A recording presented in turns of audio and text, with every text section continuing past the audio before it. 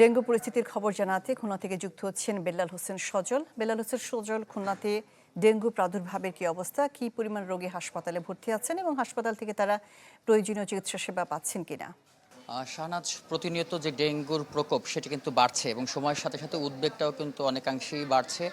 খুলনার বিভিন্ন যে সরকারি হাসপাতালগুলো রয়েছে, পাশাপাশি বেসরকারি হাসপাতাল, সেই হাসপাতালগুলোতে আমরা দেখছি যে শয্যার সংকট। আমরা এই মুহূর্তে রয়েছি খুলনার জেনারেল হাসপাতাল। সেই হাসপাতালটিতে এখানে মেডিসিন বিভাগে ১৬টি শয্যা রয়েছে। সেই ১৬ শয্যার বিপরীতে আজকে এই মুহূর্তেই ভর্তি আছেন ৪৫ জন রোগী। সেই ৪৫ জন রোগীর মধ্যে ২৪ জনই কিন্তু ডেঙ্গু সংক্রমণে আক্রান্ত এবং ডেঙ্গু রোগ নিয়ে কিন্তু তারা হাসপাতালগুলোতে চিকিৎসা নিচ্ছেন। এবং নগদ নিয়ে এলো হার নামানা হার অফার। সর্বনিম্ন ১০,০০০ টাকা রেমিটেন্স নগদে পাঠালে থাকছে স্বর্ণের হার জেতার সুযোগ।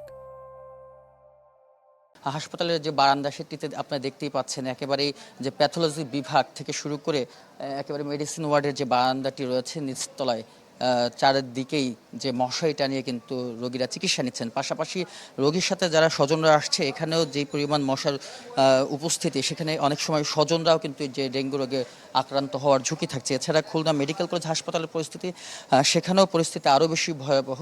আমরা দেখছি প্রতিদিনই কিন্তু ১০০ উপরে কিন্তু রোগীরা হাসপাতালগুলোতে ভর্তি থাকছেন এবং সেখানেও বারান্দাতে রেখে চিকিৎসা দেওয়া হচ্ছে। এবং এখন পর্যন্ত খুলনায় বিভাগে ডেঙ্গু রোগে আক্রান্ত হয়ে ১৬ জন মারা গেছেন, তার মধ্যে ১৫ জনই কিন্তু খুলনায় মারা গেছেন। এবং আমরা দেখছি খুলনা বিভাগের মধ্যে সবচেয়ে বেশি ডেঙ্গুর প্রকোপ সেটি খুলনা জেলায়, এরপরে রয়েছে বাগেরহাট।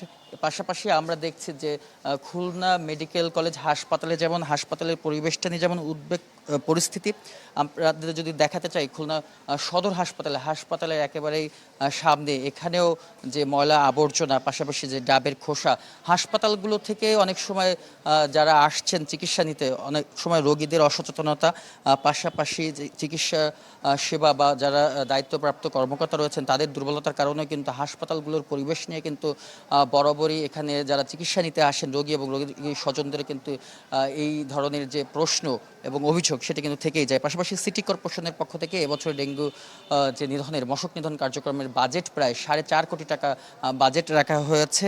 এবং আমরা দেখছি যে প্রতিদিনই কিন্তু খুলনা সিটি কর্পোরেশনের পক্ষ থেকে বিভিন্ন এলাকায় তারা কিন্তু যে মশক নিধন কার্যক্রম, সেই কার্যক্রম কিন্তু চালাচ্ছেন। এবং এখন পর্যন্ত আমরা দেখেছি খুলনা সিটি কর্পোরেশনের ৩১টি ওয়ার্ডের মধ্যে ৪টি ওয়ার্ডকে কিন্তু তারা রেড জোন হিসেবে কিন্তু ঘোষণা করেছেন। সব মিলে বলা যায় যে ডেঙ্গুর যে পরিস্থিতি সেটি কিন্তু সামনে আরও ভয়াবহ কিন্তু হওয়ার শঙ্কা করছেন এলাকাবাসী থেকে শুরু করে চিকিৎসকরাও।